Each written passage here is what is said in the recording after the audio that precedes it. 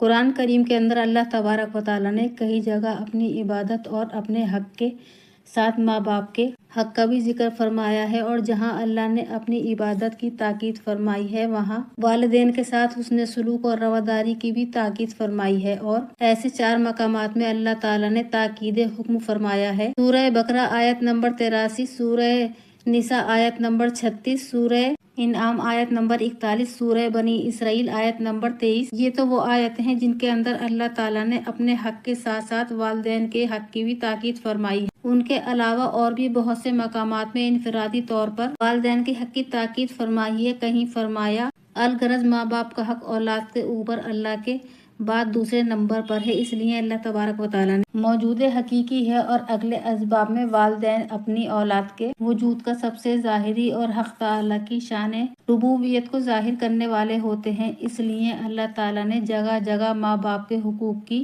اہمیت کے لیے اپنی عبادت کی تاکید فرمائی ہے کہ ہمیشہ اپنے والدین کے ساتھ اچھا حسن سلوک کرو، ان کی تعظیم و محبت اور خدمت گزاری کو اپنے سعادت سمجھیں۔ سورہ لقمان آیت نمبر 14، سورہ عنکبوت آیت نمبر 8 میں اس بات کا حکم ہے کہ اگر ماں باپ مشرک ہوں اور تم کو شرک کا حکم کریں تب بھی دنیا میں ان کے لیے اچھا حسن سلوک کرنا چاہیے۔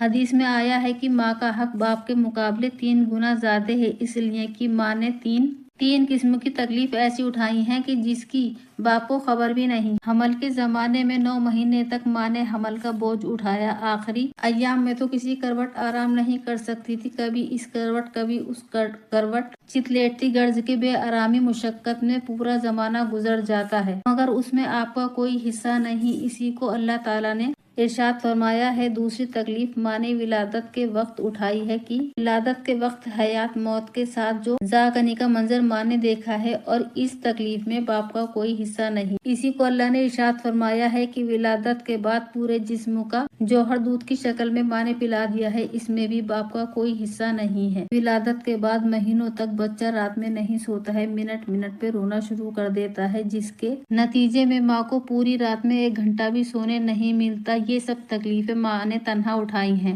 اسی لیے حدیث میں ماں کے حق کو باپ کے مقابلے میں 3 گنا زیادہ بتایا گیا ہے۔ حدیث کے الفاظ یہ ہیں۔ حضرت باجی بن حکیم رضی اللہ تعالیٰ عنہ اپنے باپ کے واسطے سے اپنے دادا سے نقل فرماتے ہیں کہ ان کے دادا فرماتے ہیں کہ میں نے رسول اللہ صلی اللہ تعالیٰ علیہ وسلم سے سوال کیا کہ میں جس کے ساتھ بھلائی اور رواداری کروں تو حضور نے فرمایا اپنی ماں کے ساتھ۔ فرماتے ہیں کہ میں نے کہا پھر اس کے بعد کس کے ساتھ؟ تو حضور نے فرمایا پھر بھی اپنی ماں کے ساتھ۔ وہ فرماتے ہیں کہ میں نے کہا پھر کس کے ساتھ؟ تو حضور نے فرمایا پھر بھی اپنی ماں کے ساتھ۔ فرماتے ہیں کہ میں نے کہا پھر کس کے ساتھ؟ تو حضور نے فرمایا پھر اپنے باپ کے ساتھ۔ ویڈیو اگر پسند آئی ہو تو ہمیں کمنٹ باکس میں لکھ کر ضرور بتائیں۔